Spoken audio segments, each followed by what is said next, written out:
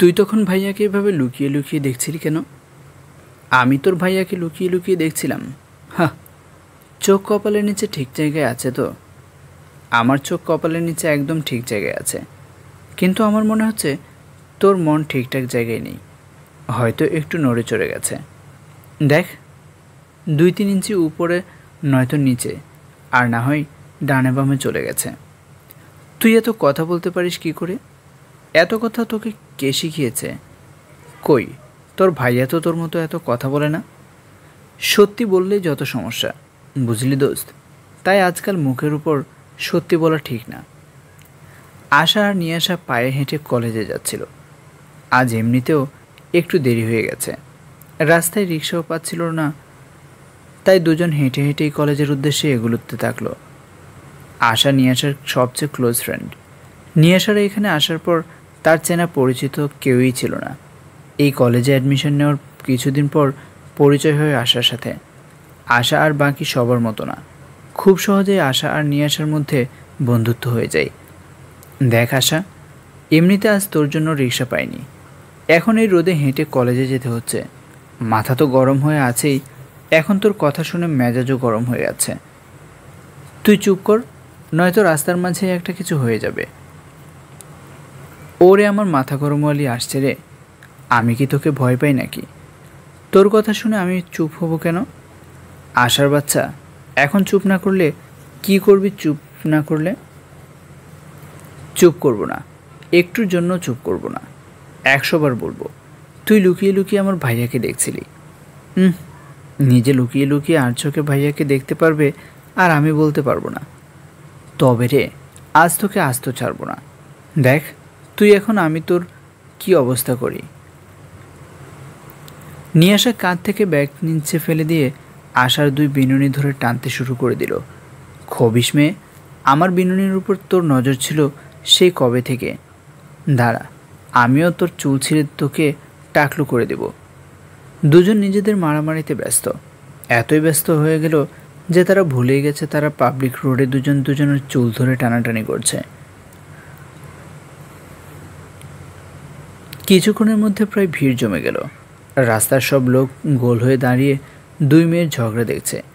ঠিক ঝগড়া না, ঝগড়া বললে ভুল হবে, এখানে তুমুল ঝগড়া আর মারামারি চলছে। আহ নিয়াশা, লাগছে? বেশি লাগছে নাকি? এটা বলে আশা নিয়াশার চুলের মুঠো ছেড়ে দিল, কিন্তু নিয়াশা ছাড়ল না। আমি তো তোর চুল ছেড়ে দিচ্ছি, তুই এখনও আমার চুল ধরে রাখছিস? আশাও আবার নিয়াশার চুল মুঠো করে ধরে নিল। অনেক লোক গোল হয়ে দাঁড়িয়ে ঝগড়া দেখছে, তবে কেউই নিজে থেকে ঝগড়া থামাতে আসছে না। হয়তো তারা সবাই ঝগড়া দেখে মজা পাচ্ছে, আর মজা পাবেই না বা কেন? মাঝ রাস্তায় কলেজ পড়ুয়া 2 মেয়ে ঝগড়া করছে, তাও চুল ধরে টানাটানি করে। এর থেকে মজার কিছু মনে হয় লোকজন সচরাচর এইভাবে দেখতে পায় না।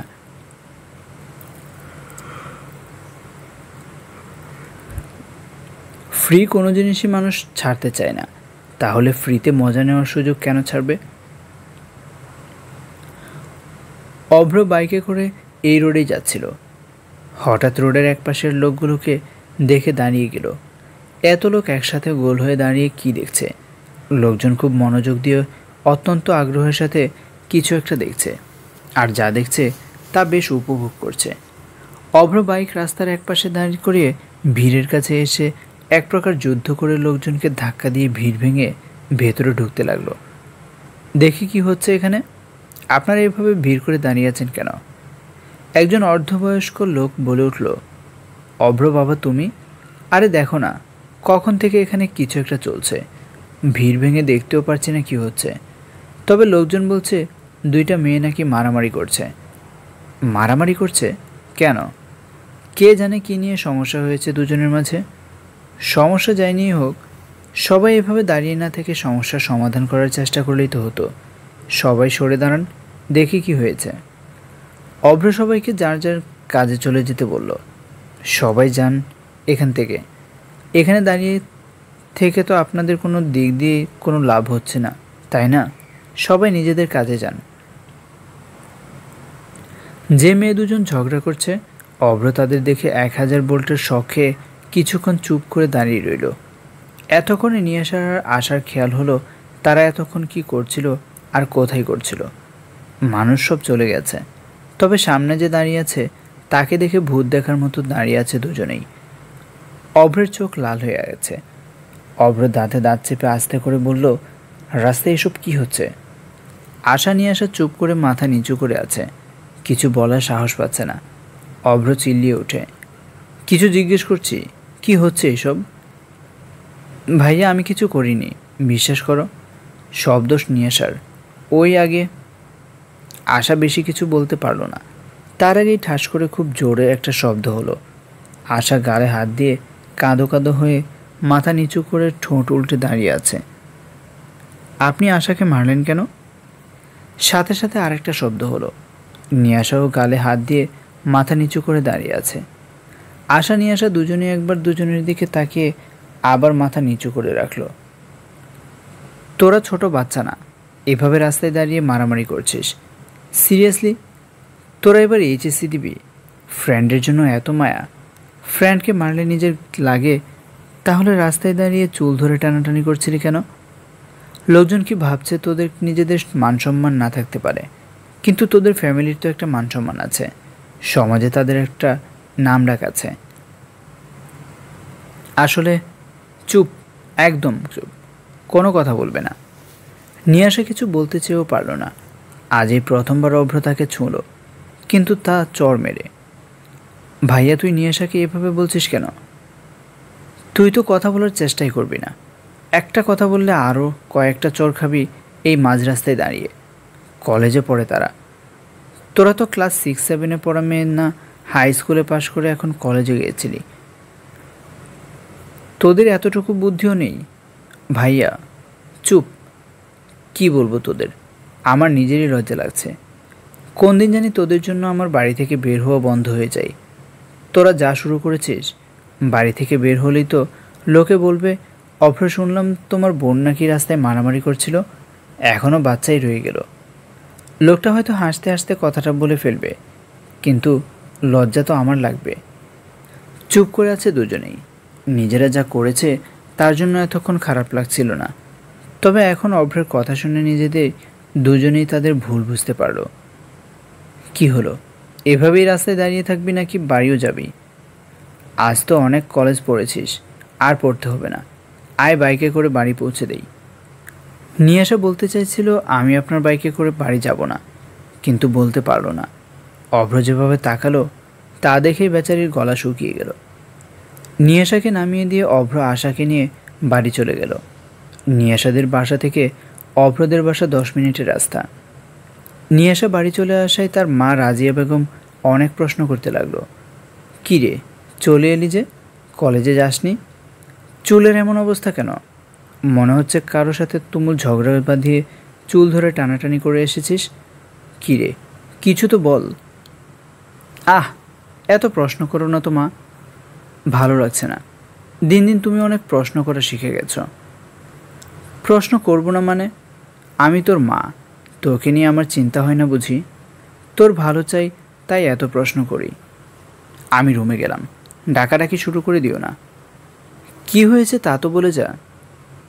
অনেক কিছু হয়েছে, ধরে নাও তোমার একটা ইচ্ছে পূরণ হয়েছে। আমার গালে খুব জোরে একটা থাপ্পড় পড়েছে, যেমনটা তুমি আমাকে দিতে চাও, রাতে না খেয়ে ঘুমিয়ে গেলে। কিন্তু বাবার জন্য তোমার ইচ্ছাটা পূরণ হয় না।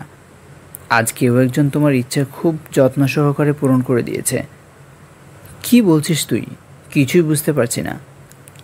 তোমার এত কিছু বুঝতে হবে না মা। নিয়ে আসা দুপুরে গোসল করে না খেয়ে ঘুমিয়ে গেল। সারা বিকেল ঘুমিয়ে কাটিয়ে দিল। সন্ধ্যা হয়ে যাচ্ছে, এখনও নিয়ে আসা ঘুম থেকে উঠছে না। ঘুমানোর আগে তার মাকে বলে গেছে, অযথা ডাকাডাকি করে ঘুম থেকে তুললে আর জীবনেও বিকেলে ঘুমোবে না। এই মেয়ে যা বলে তাই করে। তাই নিয়ে আসার মা সাহস করে আর ডাকতে গেল না। দেখো দেখি মেয়ের কাণ্ড, এমন সন্ধ্যায় কেউ ঘুমায় নাকি? এখন ডেকে তুললে চিল্লাচিল্লি করে বাড়ি মাথায় তুলবে। তারপর রাতে দুই বাবা মেয়ে মিলে একসাথে রাগ করে না খেয়ে মুখ ফুলিয়ে বসে থাকবে। সব জ্বালা আমার। এত জেদ মেয়েটার। এই মেয়ে বিয়ে দিলে শ্বশুর শাশুড়ির সাথে থাকবে কি করে আল্লাহ জানে। রাজিয়া বেগম একা একাই কথা বলছে আর সন্ধ্যার কাজগুলো গুছিয়ে রাখছে। নিয়াশা ওনাদের একমাত্র মেয়ে, অনেক জেদি, যখন যা বলে তাই করে, জোর করে তাকে দিয়ে কেউ কিছু করাতে পারে না। নিয়াশা ছোটোবেলায় একবার দুধ খাওয়ার সময় তার মাকে বলেছিল, মা তুমি আমাকে দুধ খাওয়ার জন্য জোর করলে আমি কিন্তু আর জীবনেও দুধ খাবো না। রাজিয়া বেগম সেদিন বলেছিলেন, আচ্ছা আর জীবনেও খেতে হবে না, এখন এই 1 গ্লাস দুধ আমার সামনে এক ঢোকে খেয়ে নে তো। মা মনে রেখো, আমি কিন্তু সত্যি বলছি, মনে রেখো তখন কিন্তু আমাকে হাজার বকলেও মারলেও দুধ খাবো না। রাজিয়া বেগম ভেবেছিলাম পরে জোরে ধমক দিয়ে একটু বকাঝকা করে ঠিকই দুধ খাওয়াতে পারবেন, কিন্তু তেমনটা একদমই হলো না। নিয়াশা বলেছিল দুধ খাবে না, পরের দিন থেকে আর খায়নি। রাজিয়া বেগম অনেক চেষ্টা করেও সেদিনের পর থেকে নিয়াশাকে দুধ খাওয়াতে পারেনি। এই নিয়ে পরে অনেক কাহিনীও ঘটে গেছিল, কিন্তু শেষ ফলাফল ওই একই আসলো। নিয়াশা, এই নিয়াশা, ওঠ না মা।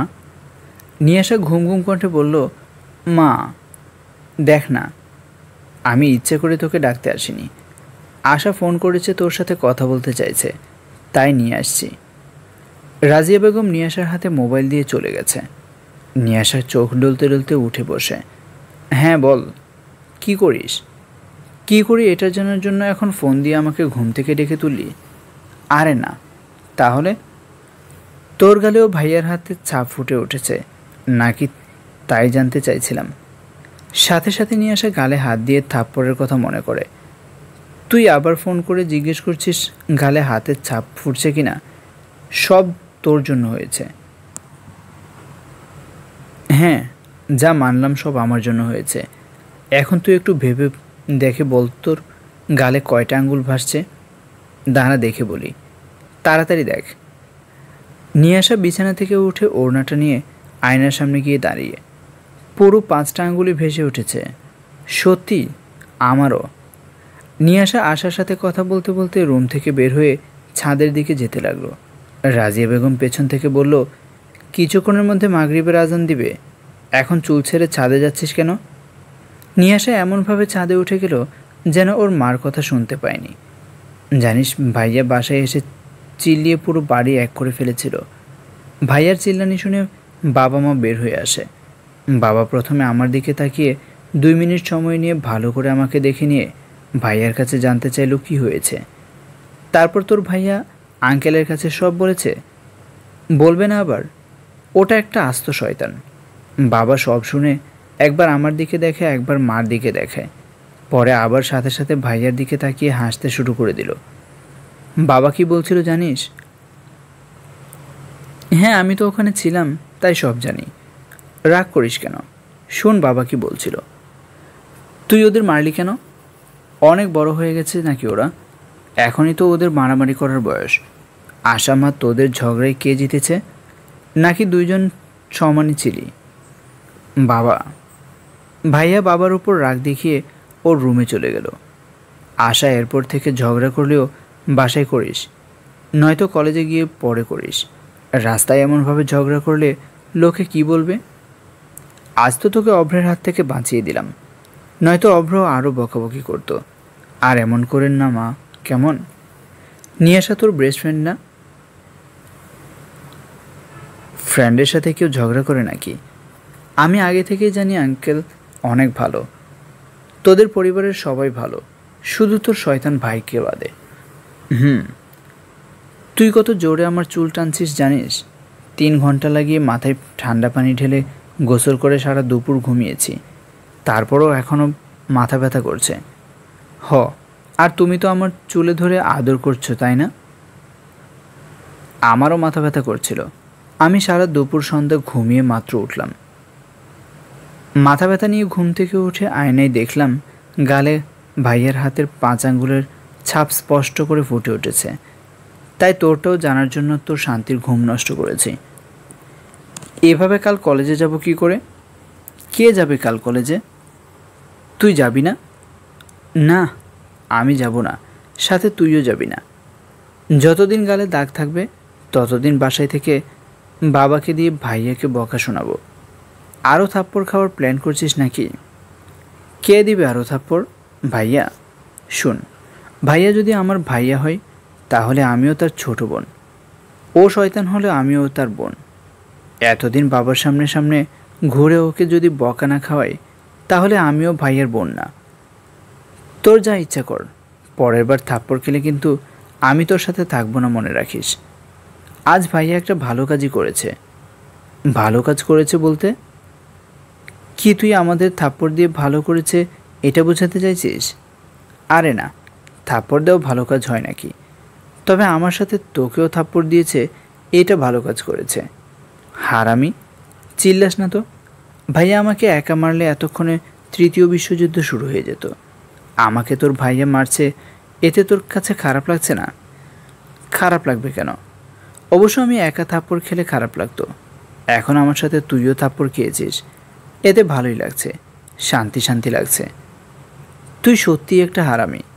তোর ভাইয়ার মতো তুইও একটা শয়তান। শয়তান তো হবই। দোষ আমাদের দুজনেরই সমান ছিল। দুজন সমান দোষ করে আমি একা শাস্তি পেলে তখন তো তোর কাছেও খারাপ লাগতো, তাই না দোস্ত? এর থেকে ভালো হয়েছে ভাইয়া আমাদের দুজনকেই মারছে। কাছের মসজিদ থেকে আজানের শব্দ ভেসে আসছে। মাগরিবের আজান হয়ে গেছে। চারিদিকে এখনও পুরোপুরি অন্ধকার নেমে আসেনি। আশা আজান হচ্ছে, রাখি এখন। তুই যা নামাজ পড় গিয়ে, আমিও যাচ্ছি নামাজ পড়ব। আচ্ছা রাখ তাহলে, রাতে কিন্তু আবার কথা হবে। তোর সাথে কথা না বললে আমার পেটের ভাত হজম হয় না। আচ্ছা পাগলি, এখন যাই, না হলে মা আবার চিল্লাচিল্লি শুরু করে দিবে। নিয়াশা নামাজ পড়ে রাজিয়া বেগমের কাছে এসে বলল, মা, বাবা কই? নিজের রুমেই আছে, দেখ গিয়ে কি করছে। তুমি এখন রান্না করে কি করছো? রাতের রান্না করছি। রাতে খেতে হবে না নাকি? তুমি এখন আমাকে একটু জায়গা দাও তো, আমি রান্না শেষ করে নেই, পরে তোর যা ইচ্ছা করিস। পরে না, এখন। তুমি জানো না বাবা প্রতিদিন সন্ধ্যায় আমার হাতে চা খাই? তুমি তোমার রান্না পরে করো, আমি আগে বাবার জন্য চা বানিয়ে নিয়ে যাই। নিয়ে আসা চায়ের ট্রে নিয়ে আজমল সাহেবের রুমে এসে বলল, বাবা কি করছো? এই তো মা, তোর অপেক্ষাই করছিলাম, কখন আমার মাটা নিজের হাতে আমার জন্য চা বানিয়ে নিয়ে আসবে। দেখো না বাবা, আজ মায়ের জন্য দেরি হয়ে গেল, মা রাতের রান্না করছে। আচ্ছা এখন আমার সাথে বসে চা খাতো। নিয়ে আসা একটা চায়ের কাপ আজমল সাহেবের হাতে দিয়ে নিজে একটা কাপ নিয়ে বাবার পাশে বিছানায় বসলো। আজমল সাহেবের চায়ের কাপে প্রথম চুমুক দিয়ে তৃপ্তিতে মুখ ভরে উঠল। আজমল সাহেব মায়া জড়ানো কণ্ঠে বলল, আমার মাটা এত ভালো চা বানাতে পারে, কি বলবো। মা, দিন দিন তোর চায়ের স্বাদ আরও বাড়ছে। বাবার মুখে একটু প্রশংসা শুনলে নিয়াসের মনে হয় সে যেন পৃথিবীর সব সুখ একসাথে পেয়ে গেছে। এত ভালো চা বানিয়ে খাওয়ার জন্য ভাবছি আমার মাটাকে একটা গিফট দেব। আচ্ছা কী গিফট দিলে আমার মা খুশি হবে?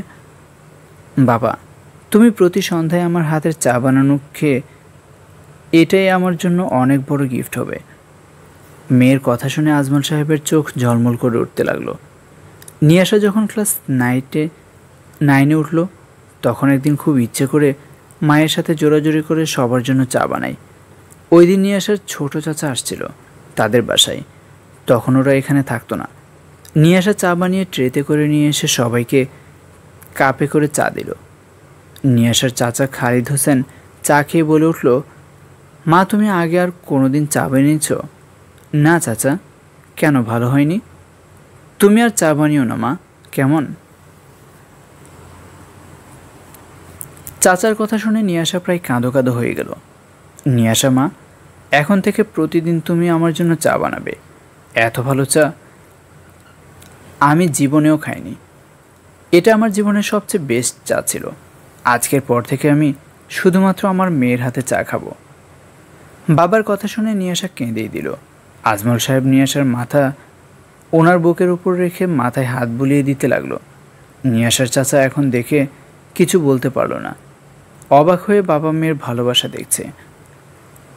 নিয়াসা ওর বাবার দিকে মুগ্ধ নয়নে তাকিয়ে আছে।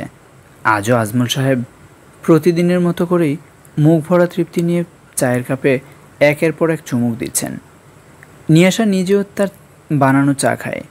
কই, তার কাছে তো এতটা ভালো লাগে না যতটা না ওর বাবার চা খাওয়া দেখে মনে হয়। নিয়াশা এতদিনে এটা খুব ভালো করেই বুঝতে পেরেছে ওর বাবা ওকে খুশি করার জন্য চায়ের এত প্রশংসা করে। কিন্তু এটা ঠিক যে আজমল সাহেব এখন নিয়াশার হাতের বানানো চা খেয়ে অভ্যস্ত হয়ে গেছে। রাতে নিয়াশা তার পড়ার টেবিলে বসে পড়ছে আর দুপুরে ঘুমানোর সময় যে স্বপ্নটা দেখেছে তা নিয়ে চিন্তা করছে। স্বপ্নটা পুরোটা দেখা হয়নি, তার আগেই আশা ফোন করে ঘুম ভাঙিয়ে দিল। স্বপ্নটা এমন ছিল, নিয়াশা তার ঘরে শুয়ে ঘুমাচ্ছে। হঠাৎ করে অভ্র ঘরের ভেতর এসে নিয়াশার পাশে দাঁড়িয়ে তাকে অনেকক্ষণ দেখল। দুপুরে গোসল করে ভেজা চুল খোলা রেখেই ঘুমিয়ে গিয়েছিল নিয়াশা। কিছু চুল তার মুখের উপর এসে পড়ছে। অভ্র খুব সাবধানে নিয়াশার কাছে এসে হাঁটু গেড়ে বসে প্রায় নিয়াশার মুখের কাছে এসে আস্তে করে চুলগুলো সরিয়ে দিয়ে সাথে সাথে ঘর থেকে বের হয়ে গেল। নিয়াশার সামনে বই খোলা রেখে, কি ভাবছিস? রাজিয়া বেগম নিয়াশাকে রাতের খাবার খাওয়ার জন্য ডাকতে আসছেন। কই মা, কিছু ভাবছি না তো। তাহলে শব্দ করে পড়ছিস না কেন? তুই তো না পড়ে বসে আছিস চুপচাপ। কিছুদিন পরে টেস্ট পরীক্ষা, মনে আছে তোর? তোর মনে থাকবে না কেন মা? খাদিজা বেগম বেডে বসেন। হ্যাঁ রে, তুই আর আশা নাকি আজ রাস্তায় মারামারি করছিলি? তোমাকে এসব কে বলেছে মা? আগে বল, সত্যিই তোরা রাস্তায় ঝগড়া করছিলি? হ্যাঁ। এখন বলো, তোমাকে কে দিয়েছে এই খবর? যে তোদের মারামারি থামিয়েছে সে বলেছে। কে মারামারি থামিয়েছে? দেখি আমার দিকে তাকা একটু। সত্যিই তো, গালটা লাল হয়ে আছে এখনো। কেন এমন করিস? তোরা দুইটা কি এখনো ছোট বসে আছিস নাকি? থাপ্পড়ের কথা তোমাকে কে বলল? যে থাপ্পড় দিয়েছে সেই বলেছে। অন্য আর কে বলবে? অভ্র ভাইয়া। হ্যাঁ, অভ্র ভাইয়া কে তুমি কোথায় পেলে? আজ আসছিল তো বাসায়, তখনই বলেছে। অভ্র ভাইয়া আজ আমাদের বাসায় আসছিল? হ্যাঁ। তুই যখন দুপুরে ঘুমাচ্ছিলি তখন আসছিল। কেন? কেন কি, অভ্র কি এমনিতে আমাদের বাসায় আসতে পারবে না? আর তাছাড়া আজ এমনি আসেনি, বাচ্চাগুলো নিচে ঘুড়ি ওড়াচ্ছিল, আমাদের ছাদে নাকি ঘুড়ি আটকে গেল। তখন ওরা অভ্রকে ধরলো ঘুড়ি নামিয়ে দিতে, তাই অভ্র ছাদে গিয়ে ওদের ঘুড়ি নামিয়ে দিয়েছে। ছাদেও গিয়েছিল? বললাম তো একবার, ঘুড়ি নামিয়ে দিয়ে ছাদে গিয়েছিল। এক কথা বারবার জিজ্ঞেস করছিস কেন? খেতে আয়, তোর বাবা তোর জন্য খাবার টেবিলে অপেক্ষা করছে। আচ্ছা তুমি যাও, আমি আসছি। তাড়াতাড়ি আসবি। রাজিয়া বেগম নিয়াশার ঘর থেকে বের হয়ে গেল। অভ্র ভাইয়া বাসায় আসছিল, ছাদেও গেছে। তাহলে তো আমি দুপুরে যা দেখেছি ওটা স্বপ্ন ছিল না, সত্যি এমনটা হচ্ছিল, কিন্তু আমি ঘুমের ঘোরে স্বপ্ন বলে ভেবে নিয়েছি। নিয়াশার রুমের সামনে দিয়েই ছাদে যেতে হয়, আর দুপুরে নিয়াশা দরজা লাগিয়ে ঘুমায়নি। অভ্র হয়তো ছাদে যাওয়ার সময় নিয়াশার রুমে এসেছিল। নিয়াশা ঘুমানোর সময় কেমনভাবে উল্টোপাল্টা হয়ে ঘুমায়। ইস, এখন তো নিয়াশার এসব ভাবতেই লজ্জা লাগছে। আজকের পর থেকে কিভাবে অভ্রের সামনে পড়বে? না জানি কেমন অবস্থায় অভ্র নিয়াশাকে দেখেছে। পরের 2 দিন আশা নিয়াশা দুজনের কেউই কলেজে যায়নি। তৃতীয় দিনে অভ্র আশার কাছে এসে বলল, প্রিন্সিপাল স্যার বলল তোরা নাকি 2 দিন ধরে কলেজে যাস না। কলেজে যাব কিভাবে? তুই যে থাপ্পড়টা মেরেছিস, গালে তো 5টা আঙ্গুলের ছাপই স্পষ্ট ফুটে উঠেছে। এভাবে কলেজে গিয়ে সবার সামনে নিজের মজা বানাবো নাকি? কাল থেকে কলেজে না গেলে ছাদে নিয়ে গিয়ে ধাক্কা দিয়ে ফেলে দেব। তুই সবসময় আমার সাথে এমন করিস কেন? তুই ভার্সিটিতে না গেলে আমি তোকে কিছু বলি? আমি তোর মতো পড়াচোর না, আর তোর বড় ভাই হিসেবে আমি তোকে বলতে পারবো, তুই আমাকে কিছু বলতে পারবি না, বুঝলি? লাগবে না আমার তোর মতো বড় ভাই, সারাক্ষণ আমাকে মারার ধান্দায় থাকে শুধু। বড় ভাইরা তোর মতো হয় নাকি? অভ্র আস্তে করে আশার মাথায় একটা বড় চর দিলে আশা গলা ফাটিয়ে চিৎকার করে ওঠে, মা, তোমার ছেলে আমাকে মেরে ফেলছে, দেখো একবার শয়তানটা কিভাবে মারে আমাকে। অভ্র আশার মুখ চেপে ধরে, চুপ কর, কানের 12টা বাজিয়ে দিয়েছিস তো। তুই এত জোরে চিল্লাচ্ছিলি কেন? কি খাস রে তুই, গলায় এত জোর? আশার চিল্লানি শুনে তার মা খাদিজা বেগম ঘর থেকে বের হয়ে আসলো। কি হয়েছে তোদের? প্রতিদিন তোদের এসব আর ভালো লাগে না। তোরা কি কখনো আমাকে একটু শান্তি দিবি না? মা, তোমার ছেলে আমাকে মারছে কেন জিজ্ঞেস করো। অভ্র, তুই আশাকে মারছিস?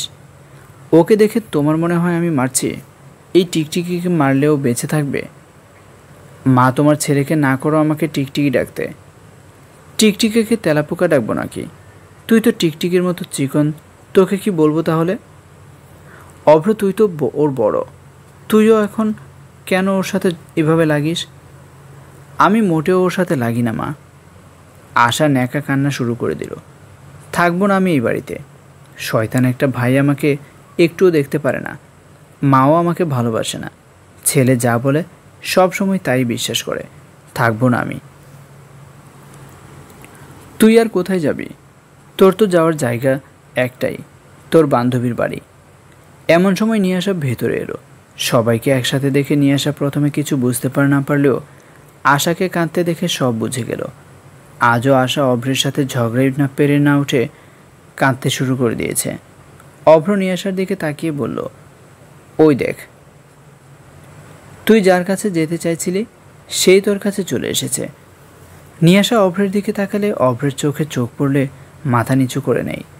ওই দিন দুপুরের ঘটনা মনে করে নিয়াশার লজ্জায় লাল হয়ে গেল। না জানি অভ্র সেদিন নিয়াশার কতটা কাছে গিয়েছিল। এসব ভেবেই নিয়াশার দম বন্ধ হয়ে যাওয়ার উপক্রম হচ্ছে। অভ্রের মা আশা আর অভ্রকে ধমক দিয়ে যার যার রুমে পাঠিয়ে দিল। নিয়াশা বিরক্তি নিয়ে বলল, এত কাঁদতে পারিস তুই? আমার শয়তান ভাইটার সাথে পেরে উঠি না কোনো সময়ই। কাঁদব না তো কী করব? আজ আবার কি নিয়ে লাগছিস? আমরা কলেজে যাই না তাতে ওর কি?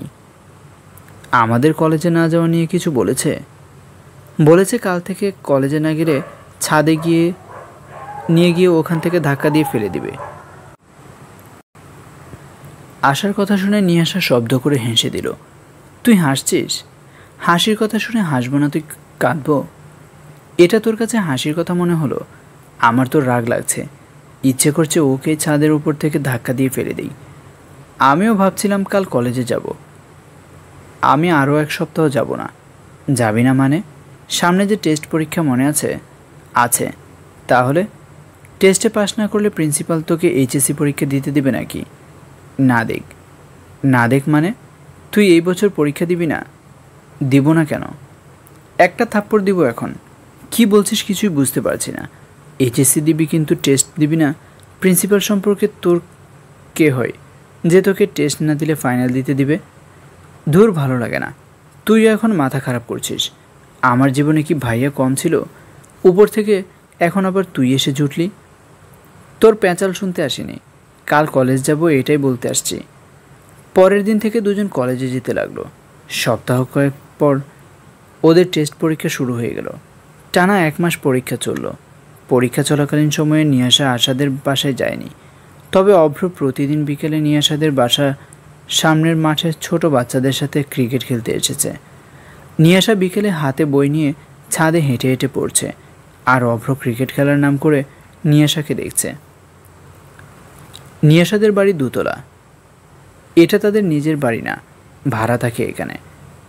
বাড়ির মালিক ওনার স্ত্রী নিয়ে ছেলের সাথে সিঙ্গাপুর থাকে। একমাত্র ছেলে সিঙ্গাপুর গিয়ে সুযোগ সুবিধা করে বাবা মাকেও নিয়ে যায়। নিয়াশার বাবা এখানের একটা সরকারি স্কুলে চাকরি করেন। 2 বছর আগে নিয়াশা এইচএসসি পরীক্ষা দেওয়ার পর ওনার ঢাকায় বদলি হয়। তখন থেকে এখানে এই বাড়িতে ওনারা থাকেন। এখানে এসে নিয়াশা কলেজে ভর্তি হয়। নিয়াশা তার বাবা মায়ের একমাত্র মেয়ে, আর কোনো ভাই বোন নেই। একেবারে নেই বললে ভুল হবে, তবে আগে ছিল এখন নেই। নিয়াশার বড় বোন 2 বছর বয়সে মারা যায়। তখন নিয়াশার জন্ম হয়নি। বড় বোন মারা যাবার 3 বছর পর নিয়াশার জন্ম হয়। সে থেকেই নিয়াশা বাবা মায়ের চোখের মণি। এক মেয়েকে হারিয়ে আজমল সাহেব আর রাজিয়া বেগম নিয়াশাকে পেয়ে জীবনে আশার আলো ফিরে পায়। নিয়াশাকে ঘিরে বাঁচার জন্য নতুন করে স্বপ্ন দেখে। নিয়াশার পরীক্ষা শেষ হয়েছে বেশ কয়েকদিন হয়ে গেল। এখন কলেজে আর ক্লাস হয় না, কোচিং হয়। মাঝে মধ্যে আশা আর নিয়াশা কোচিংয়ে না গেলেও কেউ তেমন কিছু বলে না। রাতে আশা অভ্রকে খুঁজতে তার ঘরে আসে। আশা অভ্রকে তার ঘরে পায়নি। অভ্র হয়তো এখন বাড়িতেই নেই, ঘরে পাবে কোত্থেকে? মা, মা, ভাইয়া কই বলতে পারো? এখনও ফেরেনি হয়তো। তুই আবার এই সময় অভ্রকে খুঁজছিস কেন? দরকার আছে, এমনিতে তো আর তোমার ছেলেকে খুঁজছি না। তুই এমনভাবে কথা বলিস কেন আশা? কেমনভাবে বলি? সবসময় সবার সাথে যেভাবে কথা বলি এখনও তো সেভাবেই বললাম। দিন দিন তোর মেজাজ এত খারাপ হচ্ছে কেন? মনে হয় তুই যেন সারাক্ষণ রেডি থাকিস ঝগড়া করার জন্য। রুমে গেলাম, ভাইয়া আসলে আমাকে একটু কষ্ট করে জানিও। অভ্র আশার রুমের সামনে দাঁড়িয়ে দরজায় টোকা দিয়ে, আশা, হ্যাঁ ভাইয়া ভেতরে আয়। অভ্র ভেতরে এসে বলল, মা বলল তুই নাকি সন্ধ্যা থেকে আমাকে খুঁজছিলি। কেন খুঁজছিলি? আশা টেবিল থেকে উঠে এসে বেডে বসে অভ্রের দিকে অনেক উৎসুকভাবে ভাব নিয়ে তাকিয়ে থাকে। ভাইয়া, তোরা নাকি রাঙামাটি যাচ্ছিস? তোকে এই কথা কে বলল? বল না যাচ্ছিস কি না? হ্যাঁ যাচ্ছি, ফ্রেন্ডরা মিলে প্ল্যান করেছে। সবাই গেলে শেষ পর্যন্ত যাওয়া হবে। আমাকে তোদের সাথে নিয়ে যাবি ভাইয়া? আমরা ফ্রেন্ডসরা মিলে যাচ্ছি, তোকে নিয়ে যাব কিভাবে? কেন, আমাকে নিয়ে গেলে সমস্যা কি? তোদের মেয়ে ফ্রেন্ডরাই তো যাচ্ছে, কিন্তু ওরা সবাই তো তোর বড়। তাদের সাথে তুই যাবি? হ্যাঁ যাব। আমাকে তোর সাথে নিয়ে যেতে হবে? আমি কিছু জানি না। আমাদের সাথে গেলে তোর নিজেরই ভালো লাগবে না। সবাই তোর থেকে বড়, তুই কারোর সাথে ভালোভাবে কথা বলতে পারবি না। তখন আবার কান্না শুরু করে দিবি বাসায় আসার জন্য। আমি তোর বান্ধবীদের সাথে কথা বলতে যাব না কেন? আমার নিয়াশা থাকলে আর কাউকে লাগবে না। নিয়াশার কথা শুনে অভ্র একটু ভারী কণ্ঠে জিজ্ঞেস করলো, নিয়াশাও যাবে নাকি? এটা কেমন প্রশ্ন করছিস ভাইয়া? নিয়াশাকে ছাড়া আমি একা কোথাও যাই নাকি? আমি আর নিয়াশা দুজনই যাব। নিয়াশা বলেছে ও যাবে, বলার কি আছে? আমাদের দুজনেরই পাহাড় অনেক ভালো লাগে। নিয়াশা তো পাহাড়ে যাওয়ার জন্য এক পায়ে দাঁড়ানো। তোদের তো কিছুদিন পরই ফাইনাল এক্সাম। এখন ঘুরতে গেলে পড়াশোনার অনেক ক্ষতি হবে। আমাদের পরীক্ষা নিয়ে তোকে চিন্তা করতে হবে না, তুই শুধু আমাদেরকেও তোর সাথে নিয়ে যা প্লিজ ভাইয়া। তুমি না আমার ভালো ভাইয়া, এখন থেকে আমি তোর সব কথা শুনবো। আশার কথা শুনে অভ্র শব্দ করে হাসতে লাগলো। হাসছিস কেন ভাইয়া? এখন তুই আমাকে ভালো ভাইয়া বলছিস, কিন্তু এখন যদি আমি না করি, তোদের নিয়ে যাব না, তখন তো মুহূর্তের মধ্যে শয়তান হয়ে যাব। আমি জানি তুই না করবি না, কারণ তুই তো আমার সত্যিকারের ভালো ভাইয়া, শয়তান তো আমি। অভ্র এবারও আরও জোরে জোরে হাসছে। আচ্ছা দেখি কি করা যায়। নিয়াশা আর আশা ক্লাসে বসে আছে। আশা বেঞ্চের উপর বসে আছে, নিয়াশা বেঞ্চে মাথা রেখে উপর হয়ে বসে আছে। তোর মনে হয় তোর ভাইয়া আমাদের নিয়ে যাবে? শিওর জানি নাকি, শয়তানটার মাথায় কখন কি আসে কে জানে। দেখবি যাওয়ার আগের দিন বলবে তোদেরকে পরের বার নিয়ে যাব। তুই ভালো করে বললে ঠিকই নিয়ে যাবে। ভালো করে বলছি না তো কি করে খারাপ করে বলছি? নিয়াশা, আমার মনে হয় তুই বললে ভাইয়া আর না করবে না। নিয়াশা মাথা তুলে আশার দিকে তাকিয়ে, আমাকে বলতে বলছিস? তুই জানিস না তোর ভাইয়ের সামনে গেলে আমার মুখ দিয়ে কথা বের হয় না? জানি জানি, তোদের এসব ঢং আর সহ্য হয় না। 2 বছর ধরে একই জায়গায় আটকে আছিস, না তুই এগোচ্ছিস না আমার বলদ ভাইয়াটা একটু এগোচ্ছে। আর কত বছর এখানে আটকে থাকার ইচ্ছা আছে? চুপ কর তো তুই। আমি কি ইচ্ছে করে এখানে আটকে আছি? তোর ভাইয়াই তো সাহস করে সামনে এগোতে চায় না, আমি কি করব? তোদের কারোরই কিছু করতে হবে না, তোরা যা ইচ্ছা কর। আমার এত মাথা ব্যথা কেন তোদের নিয়ে? তুই আবার এখন রাগ করছিস কেন? রাগ করছি? আমি আবার কই রাগ করলাম? আমার তো রাগই নেই, তাহলে রাগ করব কি করে? আশা, এই আশা, ছাগল ছানার মতো ভ্যাবে করছিস কেন? অভ্র নিয়াশাকে ভালোবাসে, নিয়াশাও অভ্রকে ভালোবাসে, কিন্তু এখন পর্যন্ত কেউই তাদের ভালোবাসা মুখে স্বীকার করলো না। নিয়াশারা এখানে আসার কিছুদিন পর থেকেই নিয়াশাকে দেখে অভ্রের ভালো লেগে যায়। 2 বছরে ভালো লাগা পরিণত হয় ভালোবাসায়। অভ্র নিয়াশাকে ভালোবাসে এটা নিয়াশা জানে, কিন্তু নিয়াশাও যে অভ্রকে ভালোবাসে এটা অভ্র জানে না। নিয়াশা যদি অভ্রকে ফিরিয়ে দেয় এই ভয়ে অভ্র সাহস করে নিয়াশাকে কিছু জানায় না। আশা প্রথম থেকেই সব কিছু জানে। নিয়াশার মতো একটা মেয়ে অভ্রের জীবনে আসবে এটা ভেবেই আশার ভালো লাগে। আশা এসব বিষয়ে নিয়াশার সাথে মাঝে মাঝে কথা বললেও অভ্রের সাথে কোনোদিন কোনো কথা বলেনি। আশা তুই এখন কোথায়? নিয়াশাদের বাসায়। তাড়াতাড়ি বাসায় আয়, তোর জন্য একটা সারপ্রাইজ আছে। আমি আজকে নিয়াশাদের বাসায় থাকতে আসছি, মাকে বলে আসছি কাল যাব। কী সারপ্রাইজ তুই ফোনে বল। ফোনে বললে হবে না, সামনাসামনি বলতে হবে। তুই কাল বাসায় আয়, তখনই বলবো। না তুই এখনই বল। তুই জানিস না কোনো কথা সম্পূর্ণ না শুনলে আমার ঘুম হয় না। আচ্ছা তুই এক কাজ কর, তুই এখন নিয়াশাদের বাসায় চলে আয়। আন্টি রাতের জন্য অনেক আয়োজন করেছে, তুই না হয় রাতে আমাদের সাথে খেয়ে চলে যাবি। ধুর, তুই গেছিস এখন আমি যাব, এটা কেমন দেখায়? এত ঢং করছিস মনে হয় তুই আগে কোনো দিন আন্টিদের বাসায় আসিসনি। রাতে খাবার টেবিলে অভ্র নিয়াশার সামনের চেয়ারে বসে আছে। আশা ইচ্ছে করে অভ্রকে নিয়াশার সামনের চেয়ারে বসিয়েছে। নিয়াশা ভয়ে লজ্জায় মাথা নিচু করে কাঁচুমাচু হয়ে বসে চুপচাপ খাচ্ছে। অভ্র খাবার ফাঁকে ফাঁকে এক পলক নিয়াশাকে দেখে নিচ্ছে। আশা সমস্ত বিষয়টা খেয়াল করে দুজনের দিকে তাকিয়ে মুখ টিপে টিপে হাসছে। খেতে খেতে আজমল সাহেব অভ্রর সাথে টুকিটাকি কথা বলছে। অভ্র, তুমি তো এবার মাস্টার্স ফাইনাল ইয়ারে, তাই না? হ্যাঁ আঙ্কেল। ভালো ভালো। তা পরের প্ল্যান কি? মানে স্টাডি কমপ্লিট করে কি করার ইচ্ছে আছে? বাবা অনেক দিন ধরেই বলছিলেন বিজনেস সামলাতে। আমি এতদিন পড়াশোনার বাহানায় পিছিয়ে গেছি, তবে এখন মনে হচ্ছে ফাইনাল দেওয়ার সাথে সাথেই বাবা বিজনেসের জন্য দায়িত্ব আমার উপর চাপিয়ে দিবেন। আজমল সাহেব একটু হেসে বলল, তোমার বাবার সব কিছুতে তো তোমাদেরই দেখতে হবে। এটার আজ দায়িত্ব নেওয়া, যেই কথা কয়েকদিন পর নিলেও একই কথা। রাজিয়া বেগম একটু উঁচু গলায় বললেন, খেতে বসে কী শুরু করলে তুমি? ছেলেটাকে একটু শান্তিতে খেতে দাও না। এসব কথা তো পরেও বলতে পারবে। আচ্ছা তাহলে আমি এখন যাই। যাই মানে? কোথায় যাবি তুই? যে জন্য আসলি তাই তো বললি না। ও, তোরা আমাদের সাথে যেতে চাইছিলি না? আমাদের নিবি তো তোদের সাথে? শুধু তোদের না, তোদের কলেজে সবাই যাবে। আশা লাফিয়ে ওঠে, মানে সত্যি বলছিস তুই? সবাই কিভাবে যাবে? প্রিন্সিপাল স্যারের সাথে কথা বলছি। তার মানে সবাই মিলে ট্যুরে যাব আমরা? স্যার রাজি হলো কিভাবে? সামনে তো আমাদের ফাইনাল এক্সাম। প্রথমে রাজি হয়নি, তারপর আমাদের ব্যাচের সবার সাথে কথা রাখতে রাজি হয়ে গেছে। 3 দিনের জন্য যাব। নিয়াশারে কই তুই? আশা নিয়াশার নাম নিয়ে চিৎকার করে ডাকতে ডাকতে নিয়াশার কাছে গেল। অভ্র আশার এমন কাণ্ড দেখে চোখ বড় বড় করে দাঁড়িয়ে রইল। পাগল হয়ে গেল নাকি? এভাবে চিল্লিয়ে দৌড়ে চলে গেল কেন? আশা নিয়াশার রুমে এসে নিয়াশাকে পেছন থেকে জড়িয়ে ধরে লাফাতে শুরু করলো। আরে আরে কি করছিস? কি হয়েছে তোর? আমরা সবাই ঘুরতে যাচ্ছি। মানে? মানে কলেজের সবাই, স্যার ম্যাম সহ। কিভাবে সম্ভব হলো? ভাইয়া অসম্ভবকে সম্ভব করে ফেলেছে। তাহলে এখন?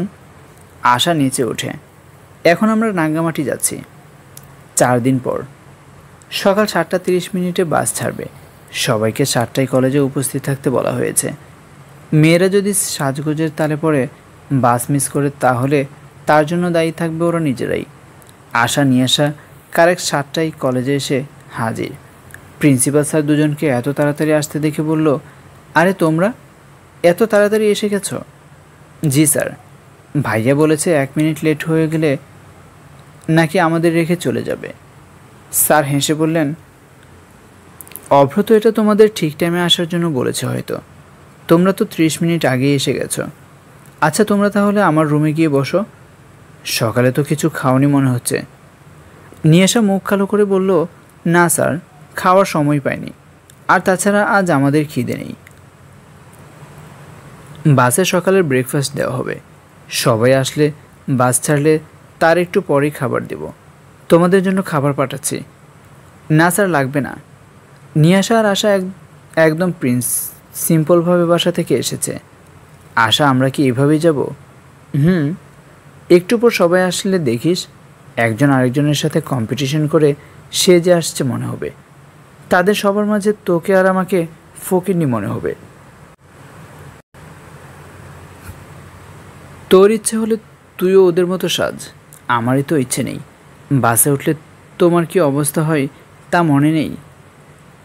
দেখা যাবে চোখের কাজল পুরো মুখে মাখামাখি করে কালো ভূত সেজেছে। তখন ভাইয়া দুইটাকেই উষ্টা দিয়ে বাস থেকে নামিয়ে দিবে। তাও ঠিক বলেছিস। আশা, তুই কিন্তু আমার পাশের সিটে বসবি। কে আমি? জীবনেও না। আমি তোর পাশে বসে রাঙামাটি পর্যন্ত কখনোই যেতে পারবো না। তার আগেই আমার মৃত্যু হবে। তুই যে পরিমাণে... আশা কথা শেষ করার আগে ওদের ক্লাসেরই কয়েকজন মেয়ে রুমে চলে এসে, আশা নিয়ে আসা তোরা এভাবে যাবি? হ্যাঁ। মেয়ে তিনটা একসাথে হেসে দিল। ঘুরতে যাচ্ছিস, সাথে কলেজের ছেলে মেয়েরা তো যাচ্ছেই, তার উপরে আরও বড় ভাইয়া আপুরও যাচ্ছে। তো কি হয়েছে? আশা ব্যঙ্গ করে বলল, এই শোন, আমরা তোদের মতো আটা ময়দা মাখিয়ে কিছু সময়ের জন্য সুন্দর দেখতে চাই না। আমরা যেমন আছি তেমনই থাকবো। বড় ভাইয়া আপুরে যাচ্ছে তো কি হয়েছে? তাদের সামনে ময়দা সুন্দরী সেজে থেকে লাভ নেই কিছু, তাই না? অভ্র রুমের বাইরে থেকে বলল, আশা তাড়াতাড়ি আয়, বাস ছেড়ে দিবে। এই নিয়ে আসা, চল, ভাইয়া ডাকছে। নিয়ে আসা বাসে উঠে জানালার পাশে সিটে বসেছে। নিয়ে আসা, আমি জানালার পাশে বসবো? বস না করলো কে? মানে তুই বলতে চাইছিস আমি তোর সাথে না বসতে? তা কখন বললাম? তাহলে তুই জানালার পাশে বসে পড়লি যে? একসাথে দুইজন কিভাবে জানালার পাশে বসবো? দেখ আশা, তুই তো জানিসই আমার সমস্যার কথা। প্লিজ তুই আমার পাশে বসে যা। তুইও জানিস নিয়ে আসা, আমি জানালার পাশের সিট ছাড়া বসতে পারি না। পেছন থেকে অভ্র ধমক দিয়ে বলল, যেতে ইচ্ছে না হলে নেমে যা, বাসে বসে ঝগড়া করছিস কেন? ভাইয়া নিয়ে আসা, চুপচাপ বসে যা, নয়তো তোকে রেখে চলে যাব।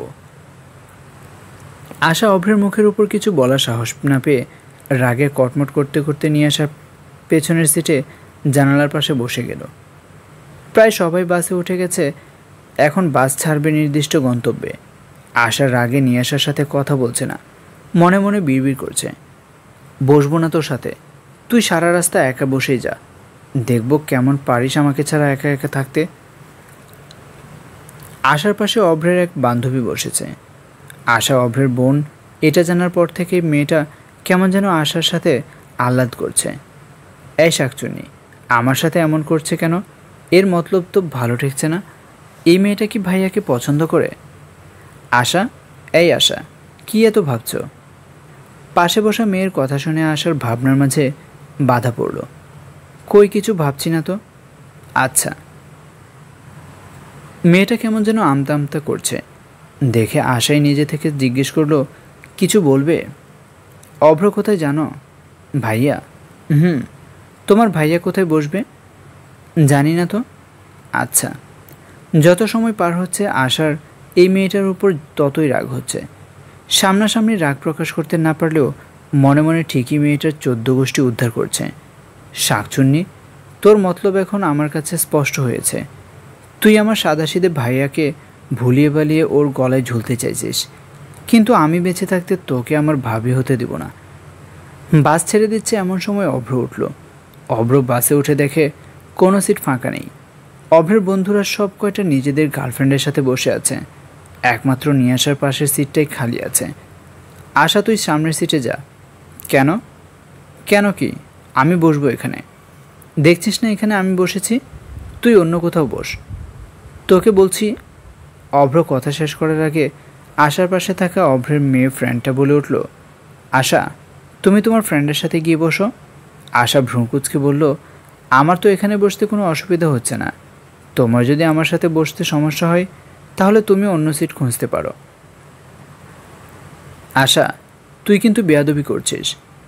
দেখো ভাইয়া, আমরা এক জায়গায় ঘুরতে যাচ্ছি, এখানেও যদি আমাকে তোর কথা শুনতে চলতে হয়, তোর কথা মতো সব কিছু করতে হয়, তাহলে তো আমার যাওয়ার কোনো মানে নেই, তাই না?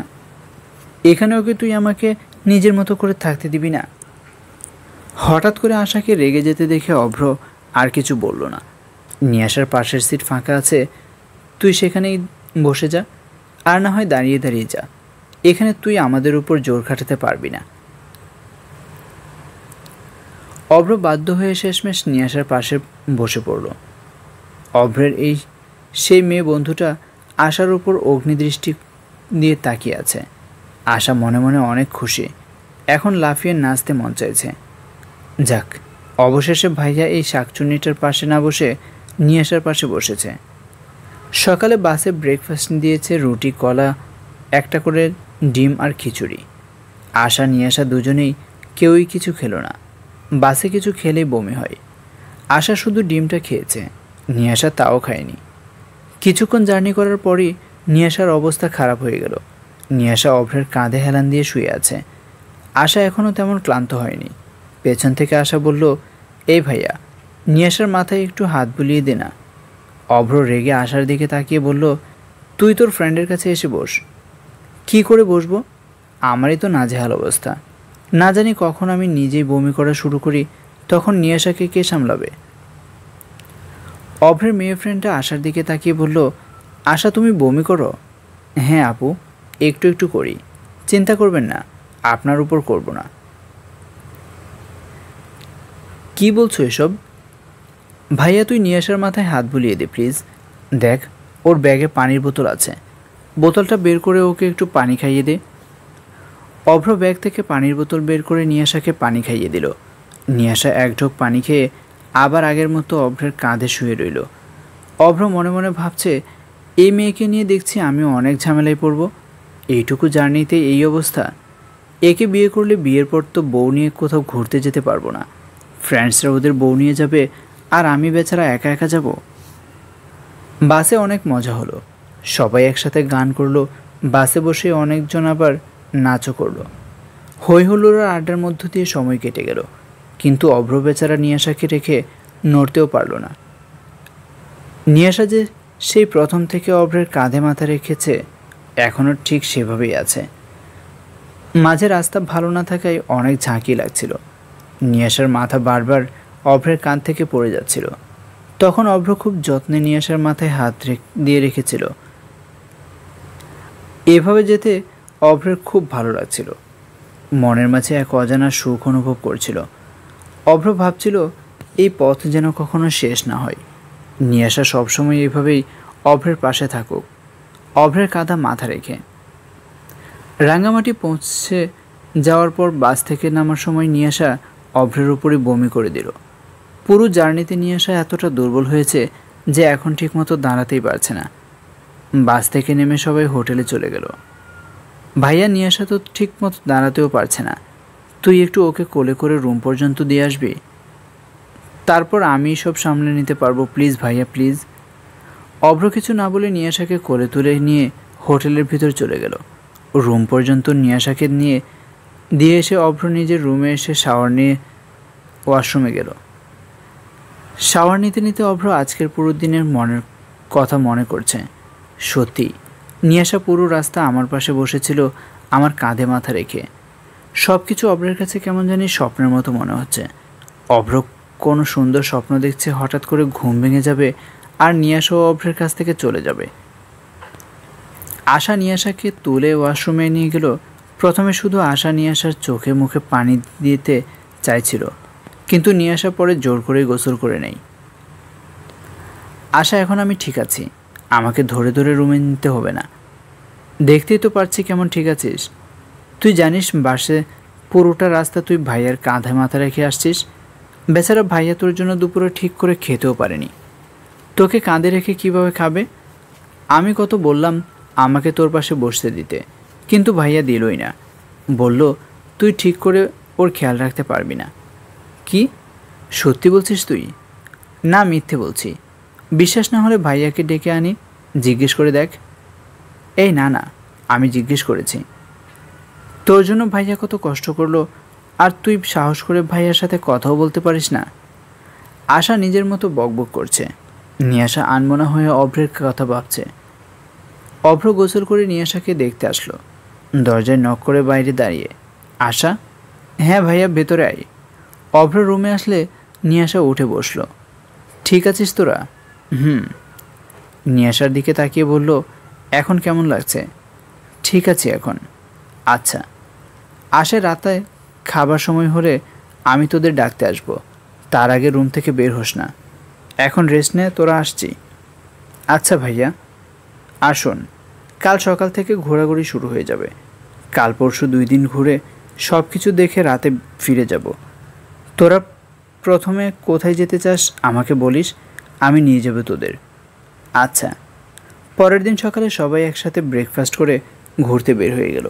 প্রথমে সবাই একসাথে থাকলেও কিছুক্ষণ পর থেকে আলাদা হয়ে যায়। প্রিন্সিপাল স্যার সবাইকে বলে দিয়েছে এখন সবাই যেখানেই যায় না কেন দুপুরে লাঞ্চ টাইমে আবার সবাই একসাথে হতে হবে। আর বেশি দূরে যাওয়া যাবে না, পাহাড়ে ওঠা যাবে না একদমই। আশা, নিয়াশা আর অভ্র আজ এর সাথে হাঁটছে। আশা ইচ্ছে করে আস্তে আস্তে হাঁটছে যেন তাকে রেখে নিয়াশা আর অভ্র আগে চলে যায়, কিন্তু নিয়াশা আশাকে রেখে এক পাও এগোচ্ছে না। তুই আর ভাইয়া এগিয়ে জানা বাবা, আমার হাঁটতে কষ্ট লাগছে, আমি তোদের পেছনে পেছনে আসি। তোকে পেছনে একা ফেলে আমরা আগে চলে যাব, তুই আস্তে আস্তে হেঁটে আস। আশা মনে মনে রাগ ফেটে বল যাচ্ছে, একটা গাদা ভাই আর একটা গাদি ফ্রেন্ড, কই যাব এই দুইটাকে নিয়ে? কই একটু একা একা দুজনে ঘুরবে, হাতে হাত রেখে মনের কথা বলবে? তা না, এখন আমাকে সাথে নিয়ে হাঁটছে, আস্ত একটা গাধি। 2 দিন অনেক ঘোরাঘুরি করে আজ মজা করার পর সবাই বাসায় ফিরে আসলো। আশা, নিয়াশা, অভ্র কারোরই ভালো লাগছে না। 3 দিন একসাথে থাকার পর এখন সবাই আলাদা হয়ে গেল, এটা ভেবেই খারাপ লাগছে। অভ্র নিজের রুমে শুয়ে আছে। আশা তো যাওয়ার নিয়াশার সাথে ফোনে কথা বলে নিতে পারবে, অভ্র তাও পারবে না, অনেক করে চাইলেও না। দিন যেতে লাগলো। নিয়াশা আশার এইচএসসি পরীক্ষা শুরু হয়ে গেল। দুজনেই পরীক্ষা দিচ্ছে। এ কয়দিন খুব মনোযোগ দিয়ে পড়েছে দুজন। অভ্র ওদের দুজনকে দিয়ে আসে। দেখতে দেখতে পরীক্ষাও শেষ হয়ে গেল। এখন অভ্রের সাথে নিয়াশার তেমন দেখা হয় না। আশা মাঝে মাঝে নিয়াশাদের বাসায় আসে। হঠাৎ একদিন বিকেলে আশা তার বাবা মার সাথে নিয়াশাদের বাসায় আসলো। আঙ্কেল আন্টি আপনারা ভেতরে আসেন। মা, আঙ্কেল আন্টি এসেছে। নিয়াশা সবাইকে বসতে দিয়ে ব্যস্ত হয়ে উঠল। আশা নিয়াশাকে নিয়ে উপরে চলে গেল। আশা, হঠাৎ আঙ্কেল আন্টির সাথে আসলি কি যে? কেন, তোর কোনো সমস্যা হয়েছে নাকি বাবা মার সাথে? সমস্যা হবে কেন, আঙ্কেল আন্টি তো আসে না তেমন, তাই জিজ্ঞেস করলাম। কোনো কথা বলবি না, তোরা নিজেরা তো কিছুই করে নিতে পারলি না, সব কিছু আমাকে করতে হলো। মানে কচু, রাঙামাটি বেড়াতে গিয়ে যে তুই ভাইয়া 3 দিন একসাথে থেকেও কেউই মনের কথা বলতে পারলি না। 3 দিনে কেন পুরো 2 বছরে কিছু করতে পারলি না? আমি জানি ঠিক আরও 5 বছরেও কিছু করতে পারবি না তোরা। এখানে এভাবে আটকে থাকবি। তোদের জন্য তো আমি ঘরে বসে বুড়ি হতে পারবো না। ভাইয়ার যত তাড়াতাড়ি বিয়ে হবে আমার লাইন তত তাড়াতাড়ি ক্লিয়ার হবে। তাই নিজের কথা ভেবে বাবার কাছে তোর আর ভাইয়ার বিয়ের কথা বলে ফেললাম। কি এত ঢং করছিস কেন? মনে হচ্ছে কিছু বুঝিস না।